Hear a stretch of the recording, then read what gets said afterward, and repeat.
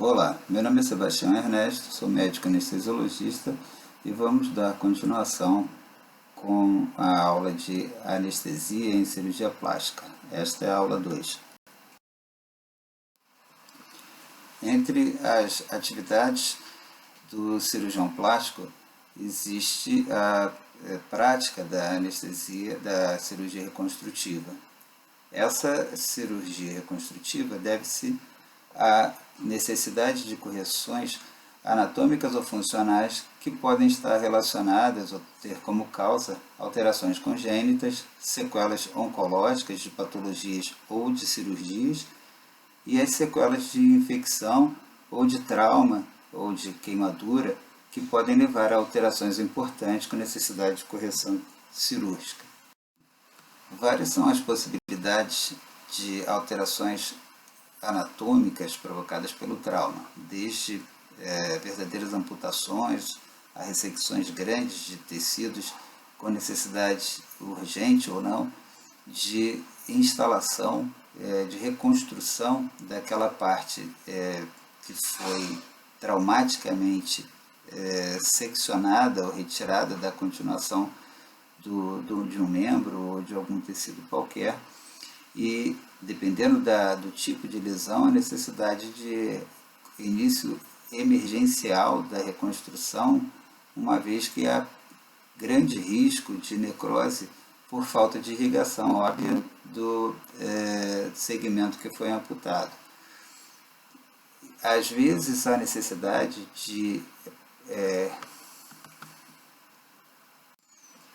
várias são as possibilidades de acidentes e repercussões devidas a acidentes, onde há amputação ou secção de tecido que, de uma forma ou outra, devem ser restaurados de uma forma emergencial, uma vez que a ressecção daquele segmento pode levar a rápida isquemia e necrose. Então, a reconstrução deve ser o mais breve possível para a restauração da circulação ao tecido que vai ser reconstruído, vai ser reposto, ou aquele tecido que vai sofrer enxertia, para que não haja infecção nem perda funcional ou anatômica daquela região. E vários são os sítios de extração de tecido para a restauração daquelas lesões ocasionadas. Uma amputação de mão ou de membro, de uma maneira geral, deve ser iniciada o mais brevemente possível a restauração, uma vez que há uma necessidade emergencial óbvia de se instalar as conexões, tanto nervosas quanto vasculares, para que haja uma aceitação do tecido e que não haja necrose do mesmo.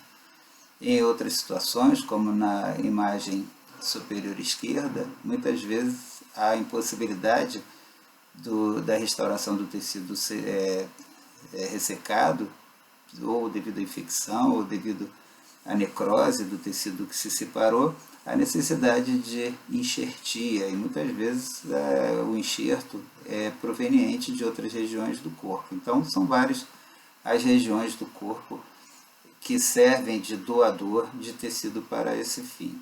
Também em outras situações, como numa reconstrução mamária de cirurgia de mastectomia, por exemplo, há a possibilidade de extração de tecido muscular para rotação, outro tipo de enxertia para reconstrução do volume perdido devido a cirurgia reconstrutiva oferece a resolução para muitos desgastes, muitas alterações anatômicas e funcionais para uma infinidade de situações. Porém, existem alguns limites que fazem com que o resultado ótimo desse procedimento seja reduzido paulatinamente à medida que se adicionam temperos desfavoráveis à sua resolução. Então, os limites ao bom resultado de uma cirurgia reconstrutiva passa por presença de diabetes. A gente sabe que o diabetes é uma doença crônica que leva a desenvolvimento de patologias vasculares que muitas vezes comprometem a microcirculação e faz com que nessas situações de cirurgia reconstrutiva com reparação microvascular, muitas vezes os vasos sanguíneos eles oferecem uma qualidade inferior e nem sempre o resultado final é o melhor possível. Pacientes com doença do colágeno, como lúpus e muitas outras, podem também apresentar dificuldades na cicatrização e na restauração microvascular. O estado nutricional do paciente é de fundamental importância. A concentração de albumina sérica é extremamente necessária a uma resolução, uma oferta de proteína para a cicatrização das estruturas lesadas, seccionadas e reconstruídas. Portanto, pacientes devem, na maioria das vezes, apresentar uma concentração de albumina sérica normal e evitar sempre a manutenção de pacientes com desnutrição, zelar sempre para a terapia nutricional no pré e no pós-operatório quando é possível. Doença cardiovascular também pode comprometer por alteração hemodinâmica, que pode levar tanto a vasoconstrição periférica como a deposição de substâncias que levam ao envelhecimento precoce dos vasos sanguíneos. Também estados hemodinâmicos desfavoráveis, como pacientes com hipovolemia, que leva a vasoconstrição reacional devido à hipotensão provocada pela hipovolemia, com ativação de vários receptores, também pode levar a menor qualidade do resultado final da anastomose. O entendimento da fisiopatologia da reconstrução cirúrgica de tecidos deve levar em consideração a presença de isquemia naqueles tecidos lesados, traumáticos ou seccionados ou ressecados cirurgicamente, que fazem com que haja, no momento do clampeamento vascular para anastomose vascular, por exemplo, ou na ressecção do tecido que se separou de sua situação natural, há uma diminuição da oferta de oxigênio, levando as células daquele tecido à produção de metabolismo anaeróbico, com produção de lactato, redução da produção de trifosfato de adenosina, com menor oferta de energia para as reações enzimáticas, e a produção de mediadores inflamatórios que vão levar à piora do resultado final.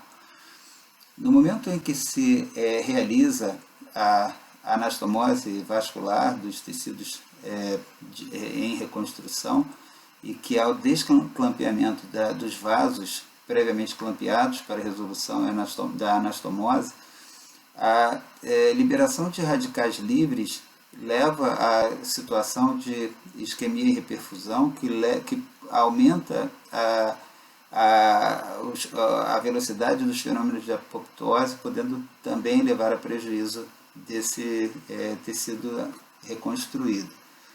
E a isquemia secundária, que corre, portanto, tanto por causa da diminuição da pressão arterial eventualmente presente durante o procedimento de dissecção e anastomose, como também pela presença de trombose e edema intersticial provocado pela reação inflamatória, pode levar à isquemia secundária, com prejuízo também do desfecho do paciente submetido a esse tipo de cirurgia. Um dos procedimentos de reconstrução realizados pela cirurgia plástica é através da realização de extração de pele de tecidos são para recobrimento de regiões, por exemplo, com queimadura, que necessitam de enxertia, queimaduras de segundo grau ou mais, que necessitam de enxertia para evitar-se assim a perda de líquido e proteínas naquela região e também que haja instalação de infecção. A colocação desses enxertos oferece esse tipo de proteção para esses pacientes. Então é feita a ressecção desse tecido de pele, fragmento de pele, de uma região que com certeza vai apresentar dor no pós-operatório e a analgesia deve se preocupar mais até com a região doadora do que com a região receptora do enxerto. Na condução da anestesia do paciente submetido à cirurgia reconstrutiva, é de fundamental importância o conhecimento das diretrizes fisiopatológicas para que se entenda a necessidade do controle de algumas variáveis fisiológicas. Por exemplo, a fase de dissecção e anastomose microvascular, quando ela é necessária, ela fica bastante facilitada com a realização de hipotensão controlada. Isso faz com que haja menor sangramento na região e a técnica seja desenvolvida, a técnica cirúrgica seja desenvolvida de uma maneira mais rápida e segura. Da mesma forma, após a instalação das anastomoses vasculares, deve-se evitar hipertensão para que essas anastomoses não se rompam, mas também a hipotensão, porque a hipotensão arterial leva à diminuição do fluxo sanguíneo através da região lesada e pode favorecer a instalação de trombos, tanto em região de artéria quanto em território venoso também. Evitar sempre a hipovolemia, porque a hipovolemia é um fator que leva à estimulação dos barioreceptores com aumento do tônus simpático, fazendo com que haja vasoconstrição, que pode ser bastante prejudicial na vitalidade do enxerto que sofreu anastomose vascular. A hipóxia também é um fator importante que aumenta a vasoconstrição na região e pode também levar à diminuição da oferta de oxigênio naquela região. Então, evitar sempre a hipóxia, porque a hipóxia também é um fator que pode estimular o sistema nervoso simpático, fazendo com que haja prejuízo da microcirculação na região lesada. Lembrar sempre da fórmula de Poiseuille, que de mais importante nos mostra que o fluxo sanguíneo ele é diretamente proporcional à quarta potência do raio. Então, da mesma forma que você, por exemplo, dobrando o raio de um vaso sanguíneo, você aumenta em até 16 vezes a capacidade do fluxo sanguíneo naquele vaso sanguíneo, a diminuição do raio desse vaso sanguíneo por vasoconstrição ou obstrução por trombos, por exemplo, vai causar uma redução proporcional nesse fluxo sanguíneo também. Então é muito importante levar isso em consideração. Outros fatores também são muito importantes na manutenção do fluxo sanguíneo na região lesada. A hipotermia, além de provocar vasoconstrição local, também ativa o sistema nervoso simpático, piorando mais ainda essa vasoconstrição, e o resultado é uma diminuição do fluxo sanguíneo e da viabilidade do enxerto realizado. A hipocapnia provoca vasoconstrição, também pode piorar esse estado, mas a hipercapnia também é deletéria a esse estado de coisas.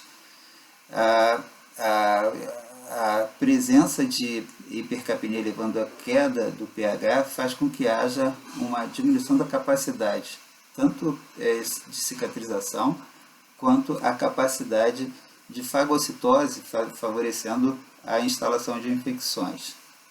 A hemodiluição relativa nesses pacientes, para tentar manter o hematócrito em torno de 30%, diminui bastante a viscosidade sanguínea, favorecendo o fluxo na microcirculação. Lembrar sempre da profilaxia para trombose venosa profunda e do enxerto em caso de anastomoses vasculares, principalmente aquelas de regiões mais onde há uma reconstrução de maior tamanho. Pacientes submetidos à cirurgia de face ou cirurgias faciais de face, como pálpebra, orelha, nariz, etc., devem manter a região em volta da cabeça do paciente reservada ao posicionamento do cirurgião, eventualmente do auxiliar, eventualmente de instrumentador ou instrumentadora. E o posicionamento do anestesiologista deve ser tal que ele tenha acesso fácil a via de administração venosa do paciente e também a visualização da monitorização do paciente. Um tipo interessante de tubo traqueal foi desenvolvido por um trio de estudiosos chamados Ring, Adair e Elwin, que desenvolveram 2 modelos especificamente desenhados para intubação orotraqueal e para intubação nasotraqueal. Um deles, o da intubação orotraqueal, tem uma angulação tal que permite a intubação traqueal e o desvio da extremidade proximal do tubo em direção caudal do paciente, de modo que fica liberado para o procedimento cirúrgico o segmento da face acima da cavidade oral. O outro modelo, o da intubação nasotraqueal, tem uma angulação diferente, que permite que, após a intubação nasotraqueal, o tubo fique angulado para o polo cefálico e deixe liberado para a cirurgia o segmento abaixo da cavidade nasal, da extremidade inferior do nariz. As cirurgias envolvendo a face do paciente incluem cirurgias de pálpebra, a blefaroplastia, a ritidoplastia, a cirurgia de orelha proeminente, a famosa orelha de abano ou semelhantes, a rinoplastia, que é a cirurgia reparadora funcional da cavidade nasal do paciente, e outras cirurgias reparadoras que como já mencionado, cirurgias para a correção de deficiências anatômicas ou funcionais decorrentes de patologias congênitas ou não e de traumas ou queimaduras. É importante sempre lembrar que nessas cirurgias de face, a proteção ocular do paciente sedado sob anestesia geral é responsabilidade da equipe inteira. A inervação sensitiva da face é provida pelo nervo trigêmeo, ou quinto par craniano, que nasce no tronco cerebral, dá origem a 3 ramos principais, V1, V2 e V3, que são respectivamente denominados também nervo oftálmico, nervo maxilar e nervo mandibular. O nervo oftálmico vai dar origem aos ramos nervo supraorbital e nervo supratroclear. O nervo maxilar vai dar origem ao nervo infraorbital e o nervo mandibular vai dar origem ao nervo mentual e ao nervo bucal. Na tomada frontal é possível observar a existência dos nervos supraorbital e supratroclear, que são ramos do nervo oftálmico, primeiro ramo do nervo trigêmeo, e a existência do nervo infraorbital, que é ramo do nervo maxilar, segundo ramo do trigêmeo. Esses nervos eles são utilizados no bloqueio para a anestesia de face para a realização de cirurgias, tanto de região infraorbitária quanto supraorbitária. Através da localização anatômica dos nervos, ramos do nervo trigêmeo, é possível a anestesia de setores da face. O bloqueio do nervo supraorbital é capaz de gerar anestesia na região frontal. O bloqueio do nervo supratroclear anestesia a região entre o dorso do nariz e a pálpebra superior. Cirurgias bilaterais necessitam de bloqueios bilaterais também. E a anestesia do nervo infraorbital é capaz de anestesiar desde a pálpebra inferior, passando pela base, pela parte inferior do nariz, até o lábio superior e o lábio inferior também, poupando a região do mento, que é a região de inervação do nervo mandibular. É preciso estar sempre atento para se evitar a utilização de anestésicos com vasoconstritor devido à proximidade dos vasos sanguíneos na saída dos forames por onde saem esses nervos. Também deve ser evitada a injeção no interior do forame, porque o volume de anestésico injetado pode gerar tanto isquemia quanto compressão do nervo. Isquemia pela compressão vascular e a lesão do nervo por compressão dele mesmo. Procedimentos sobre a orelha podem ser realizados sob anestesia regional, ou pelo menos a anestesia regional pode ser associada a outras técnicas de sedação geral, para se provir analgesia pós-operatória. Na região posterior à orelha passam os nervos grande auricular e o nervo occipital menor. Esses nervos provêm a inervação da região posterior da orelha e dos 2/3 inferiores da região anterior. Também na face anterior à orelha, contígua a ela, passa o nervo aurículo temporal, que também pode ser bloqueado, conseguindo anestesia do terço superior da região anterior da orelha. É importante atentar que a artéria temporal passa justamente próxima a esse nervo aurículo temporal, e a injeção deve ser muito cuidadosa, pois a injeção intravascular pode gerar complicações graves. Essa cirurgia, denominada cirurgia de lifting, é realizada para a melhoria do tônus de pele da face.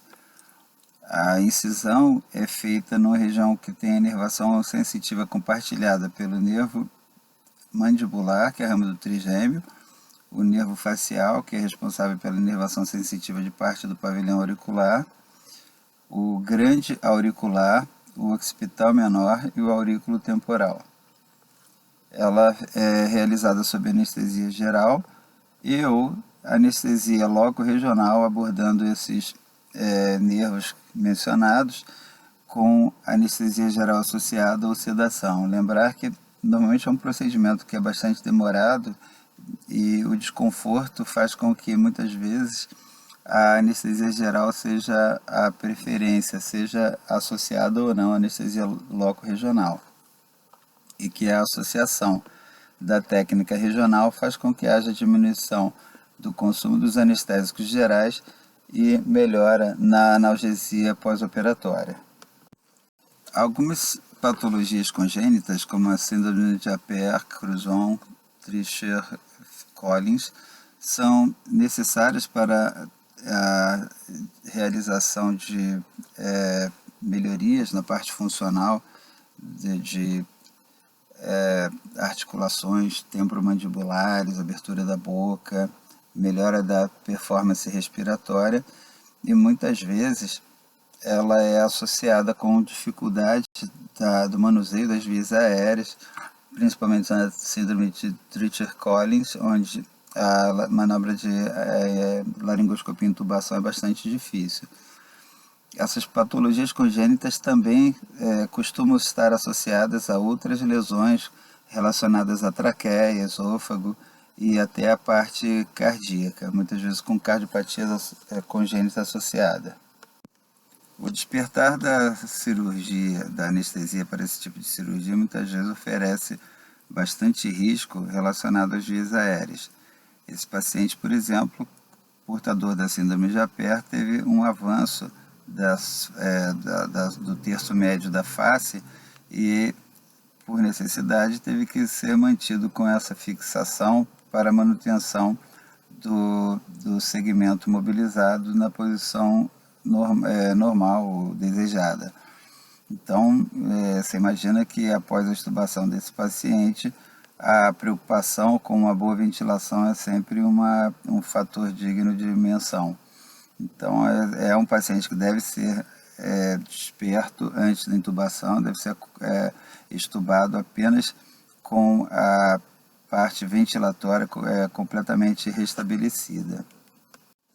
Essas outras entidades nosológicas congênitas também são associadas com mobilização de partes ósseas, assim como as outras. Dependendo do tipo de planejamento cirúrgico, é esperado um sangramento bastante volumoso e a programação com reserva de sangue, UTI e acessos venosos calibrosos, manutenção de temperatura para evitar aumento do sangramento, são situações bastante importantes. A craniossinostose é uma patologia em que há a soldadura precoce das fontanelas e das junções ósseas, fazendo com que haja um aumento da pressão intracraniana devido à falta da movimentação que ocorre no cérebro da criança à medida que ela vai desenvolvendo e vai acompanhando o crescimento do crânio, vai acompanhando o crescimento do encéfalo. As hipoplasias, as cirurgias ortognáticas são todas bastante preocupantes em relação tanto à manutenção da estabilidade hemodinâmica transoperatória devido a sangramento, mas também em relação às vias aéreas.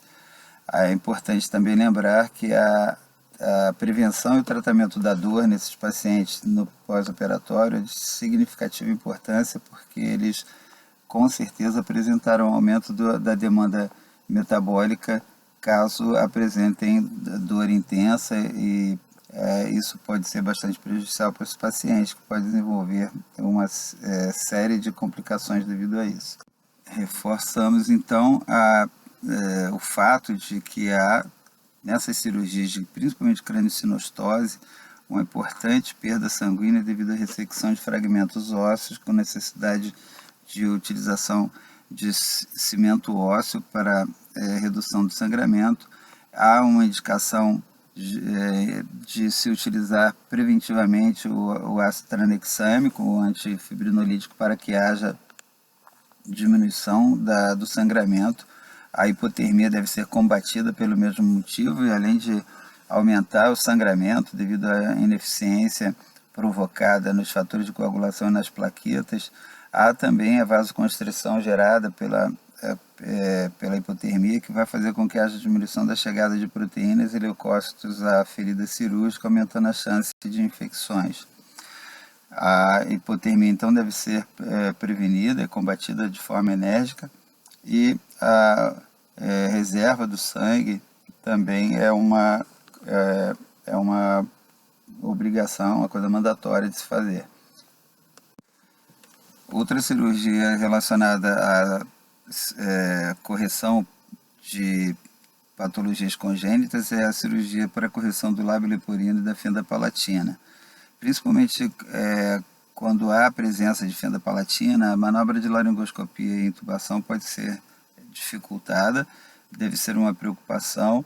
A indução e manutenção de anestesia durante esse período pré-intubatório deve ser realizado com drogas de fácil reversão e de curto tempo de ação, para que haja restabelecimento da respiração espontânea caso haja dificuldade da intubação.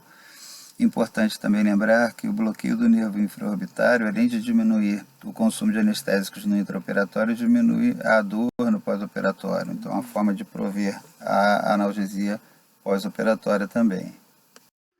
As cirurgias plásticas sobre a mama se dividem em dois grandes grupos. Um é o grupo de cirurgias para reconstrução, para tratamento de sequelas pós-queimadura, ressecções pós-infecção e principalmente as reconstruções pós-mastectomia. São cirurgias que têm potencial de dor no pós-operatório, em geral são realizadas sob anestesia geral, e o planejamento de analgesia pós-operatória ou com associação de esquema multimodal ou com adição de técnicas regionais como anestesia peridural ou o PEC Block, que é a infiltração de anestésico local entre o serrátil e o peitoral menor, e entre o peitoral menor e o peitoral maior, e que habitualmente proporcionam uma analgesia de boa qualidade no pós-operatório. As técnicas estéticas são relacionadas principalmente à prótese, a aumento do volume da mama, que costuma ser uma cirurgia de menor porte, muitas vezes realizada com a sedação e anestesia local, eventualmente a utilização também de máscara laríngea, e que proporciona uma técnica geralmente satisfatória. Lembrar sempre que a prótese submuscular ela tem um potencial de dor mais intenso no pós-operatório, também vai necessitar de alguma técnica regional associada ou a adição de esquema multimodal de analgésicos. A cirurgia de redução de mama ela às vezes, adquirir um aspecto não só estético, mas também funcional para melhora do conforto da paciente, melhora da qualidade de vida, devido ao peso das mamas que costumam gerar dor na região dorsal e às vezes se impõe, às vezes é uma necessidade essa cirurgia redutora. Em geral, essas cirurgias necessitam ou é solicitado com frequência que a paciente fique em decúbito dorsal, mas com elevação periódica ou permanente do dorso. É importante lembrar sempre que a mensuração da pressão arterial de forma não invasiva no membro superior, ela guarda uma relação com a pressão arterial no encéfalo do paciente quando está em decúbito dorsal horizontal. Mas à medida que há uma elevação do dorso, a pressão arterial a nível de encéfalo vai caindo gradativamente. E essa pressão cai em torno de 2 milímetros de mercúrio para cada 2,5 centímetros de elevação. Então, por exemplo, uma paciente, como no exemplo dado aqui, em que a elevação a instituição de hipotensão arterial controlada com o objetivo de diminuir sangramento, muitas vezes a paciente chega lá com 80 milímetros de mercúrio de pressão arterial média, você vai tateando o controle da pressão para atingir níveis menores, em torno de 65 milímetros de mercúrio. A gente vai ver como isso pode ser prejudicial e perigoso em alguns pacientes. Só para concluir, então temos também em relação a mamas a cirurgia de ginecomastia, né, que normalmente é realizada em homem, e a ginecomastia que causa problema de autoestima, incomoda os meninos, os rapazes, muitas vezes a autoestima impede que eles, inclusive, tirem a camisa na frente de outras pessoas e a necessidade da ressecção daquela alteração anatômica se impõe também. A cirurgia de pequeno porte pode ser realizada com sedação local na maioria das vezes, eventualmente uma máscara laríngea, com técnicas venosa total, inalatória ou combinada, e eventualmente, geralmente é realizada mesmo com sedação local. Voltando ao nosso aspecto da pressão arterial média, na paciente que eleva o dorso durante a cirurgia, então é muito perigoso, temos que ter muito cuidado com essa elevação, porque essa queda de pressão arterial a nível de encéfalo pode ser inadvertidamente excessiva e, no nosso exemplo, a coisa se agravou porque é um exemplo fictício, em que a paciente chegou com 80 milímetros de mercúrio de pressão arterial média, foi instalada com o objetivo de reduzir o sangramento uma hipotensão arterial controlada, que chegou a níveis de 65 milímetros de mercúrio, mas você veja que à medida que foi se elevando o dorso da paciente, uma hipótese aqui, uma situação fictícia de elevação do polo cefálico acima de 30 centímetros, acima do nível da cama, da mesa de cirurgia. Então, se para cada 2,5 centímetros de elevação você diminui 2 milímetros de mercúrio, se você elevar aquela cabeça do paciente, o dorso do paciente, a 30 centímetros, você vai ter uma redução de 24 milímetros de mercúrio. Se você está trabalhando com hipotensão controlada a nível de 65 milímetros de mercúrio de pressão arterial média, isso é verificado no braço do paciente, o polo cefálico que está lá em cima, 30 centímetros acima, ele está com 24 milímetros de mercúrio a menos, ou seja, a pressão arterial verificada no braço de 65, menos aquela redução causada pela altura da cabeça, que provoca uma redução de 24 milímetros de mercúrio, o paciente está com a pressão arterial média no encéfalo em torno de 41 milímetros de mercúrio. Isso é uma previsão apenas, mas obviamente existe uma redução de pressão e isso aí pode levar a eventos isquêmicos catastróficos e tem que ser tratado com muita seriedade, com muito cuidado.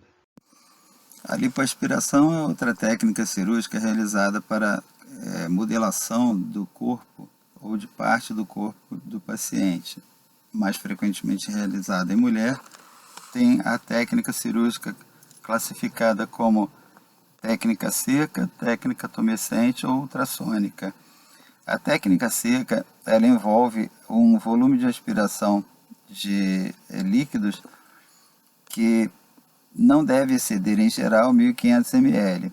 Ela é executada com a aspiração desse volume, sabendo-se que há uma média de aspiração de sangue junto com o tecido adiposo aspirado na ordem de 20 a 45%.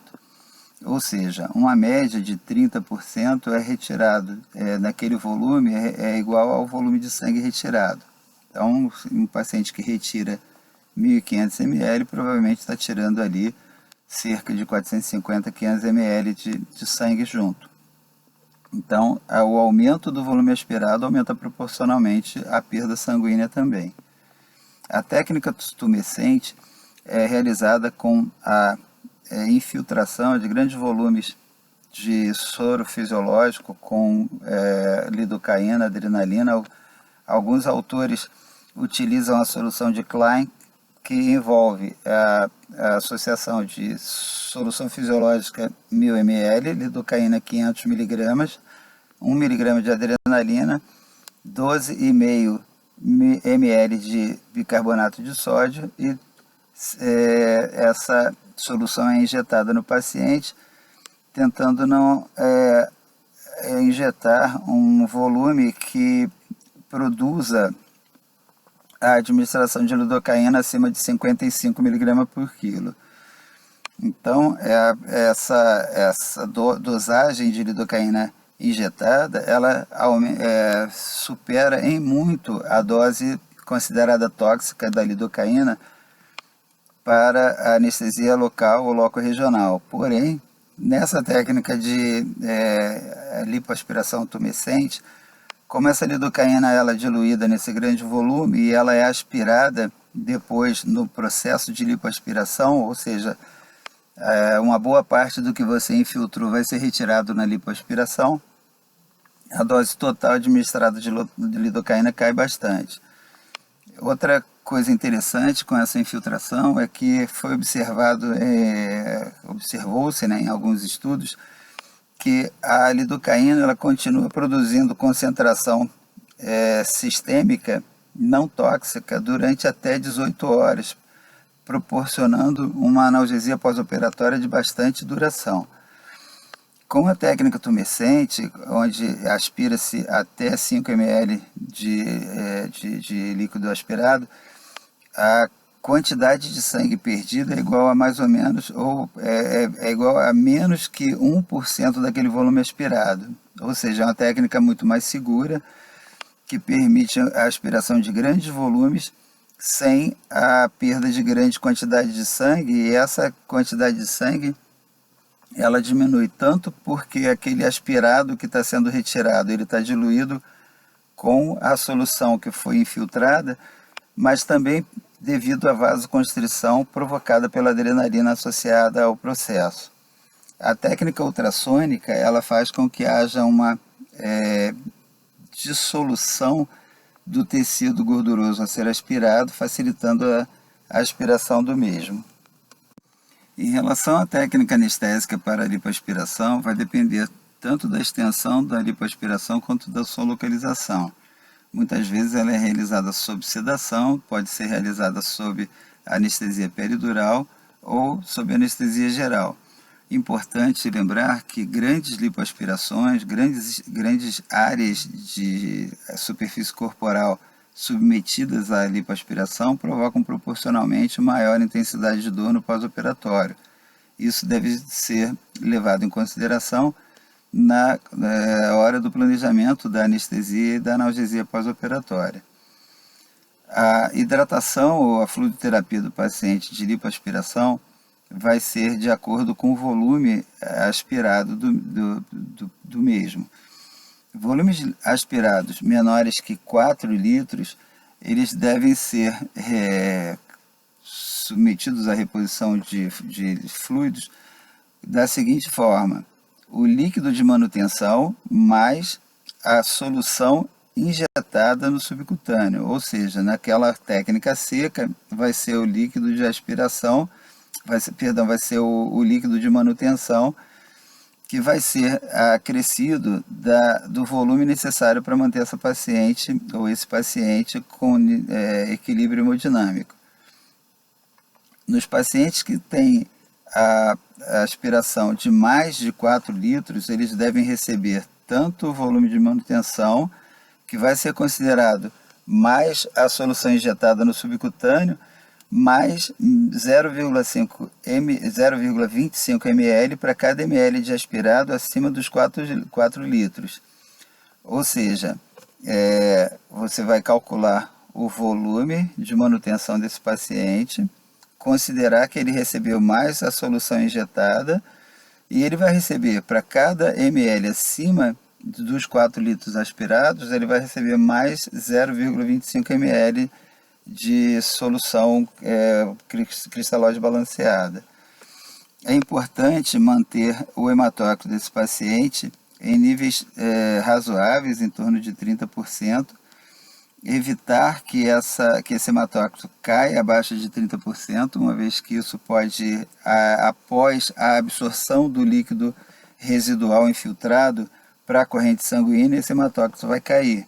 E manter sempre a albumina acima de 3 gramas por decilitro, uma vez que pacientes com albumina reduzida pode facilitar a manutenção do edema intersticial e a dificuldade do retorno do líquido infiltrado para a corrente sanguínea devido à baixa osmolaridade sérica.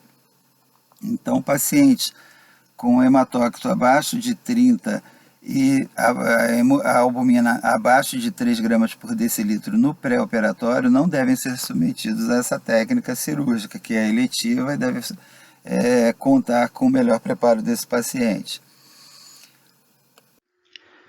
Cirurgias que têm perspectiva de sangramento no intra ou pós-operatório devem ser feitas após um planejamento adequado de conduta que seja preventiva em relação à redução de sangramento. Então, atitudes como manter a pressão em níveis não elevados, manutenção da temperatura corporal para que haja manutenção do funcionamento ideal de fatores de coagulação e plaquetas, e, eventualmente, em pacientes de maior risco ou cirurgias de maior risco de sangramento, a utilização de um antifibrinolítico, como, por exemplo, o ácido tranexâmico, para reduzir esse sangramento a valores mais satisfatórios. É considerado hoje uma conduta mais acertada, pelos diversos guidelines atuais, a conduta restritiva na reposição de transfusão de sangue. Então, valores aceitáveis de até 7 ou 8 gramas por decilitro de hemoglobina, 25 a 30% de hematócrito em pacientes previamente rígidos adultos, são aceitáveis hoje. Então, pacientes com história de comorbidades importantes, como diminuição de reserva coronariana, pacientes mais idosos, pacientes com arteriosclerose que têm maior risco de isquemia cerebral, devem manter a hemoglobina em torno de 9 a 10 gramas por decilitro. É sabido também que existe uma certa correlação em que, para cada unidade de concentrados de hemácia, num adulto médio de 70 kg, você vai ter uma elevação na hemoglobina de cerca de 1 ponto e no hematócrito em cerca de 3%. Então, é uma estimativa de necessidade de administração que deve ser calculado de acordo com a regra de 3 simples, e após a administração é feito o exame para acompanhamento para ver se o volume administrado foi suficiente ou não. Em crianças, a estimativa é de que para cada 1 ml de concentrado de hemácia por quilo de peso, vai elevar em torno de 1,5% o hematócrito da criança. Então, no exemplo de uma criança de 30 quilos, como o exemplo do nosso slide, que chega com 35% de hematócrito e, num determinado momento, esse hematócrito cai para 20%. Você deseja, por exemplo, que esse hematócrito se eleve para valores em torno de 30%. Ou seja, você quer elevar em 10% esse hematócrito. Se 1 ml por quilo de peso vai elevar 1,5%, na criança de 30 quilos, 30 ml de concentrado de hemácias vai elevar o hematócrito em 1%. Se você quer elevar o hematócrito em 10%, é só fazer uma regra de 3 simples e o resultado é 200 ml. Isso aí vai ser oferecido, administrado na criança, e o exame após a administração vai ser realizado para ver se o volume foi adequado, foi satisfatório para a necessidade da elevação, que é o objetivo inicial. A recuperação anestésica desses pacientes devem ser realizadas em lugar apropriado. A atenção sempre às vias aéreas, paciente bem recuperado, consciente, respirando bem. Se não houver recuperação cognitiva total, o paciente deve ser monitorizado, acompanhado, deve receber oferta de oxigênio sempre que a saturação de oxigênio estiver abaixo de 94, 95. Deve ser sempre posicionado de maneira adequada para que se facilite a ventilação. Acompanhar o sangramento no pós-operatório é uma necessidade nas cirurgias em que houve sangramento e em que há previsão de possibilidade de sangramento maior ou menor, e se prover a analgesia e o aquecimento desse paciente. A analgesia pode ser feita através de associação de analgésicos comuns e opioides. A utilização intraoperatória de bloqueadores dos receptores NMDA, como ketamina e sulfato de magnésio, podem reduzir a necessidade desses analgésicos no pós-operatório. E a utilização de dipirona ou acetaminofém, que é o paracetamol, nas doses indicadas, associados a anti-inflamatórios, principalmente o cetorolaco, na dose de 1 mg por quilo de peso de ataque, mas meio miligrama por quilo a cada 6 horas, ou algum outro de escolha ou de disponibilidade no hospital, e a utilização da morfina 0,02 mg por quilo de peso a cada 3 ou 4 horas, ou de acordo com a necessidade. São bases que podem ser alteradas segundo o protocolo de cada hospital, segundo a preferência de cada anestesista. Mas a analgesia é uma necessidade em todos os pacientes, porque a gente sabe que aumenta a demanda, a demanda de analgésico, a demanda de oxigênio pelo miocárdio, pode retardar o retorno do paciente ao lar. A analgesia, ela bem executada, normalmente ela permite que o paciente deambule mais rápido, ventile os pulmões com mais facilidade e diminui a chance de retardo do funcionamento intestinal e diminui também a chance de tromboembolismo venoso profundo, pulmonar também. Então, terminamos aqui a segunda parte da apresentação sobre anestesia em cirurgia plástica. Espero que tenham gostado do conteúdo e aguardamos sugestões e comentários no e-mail apresentado. Muito obrigado.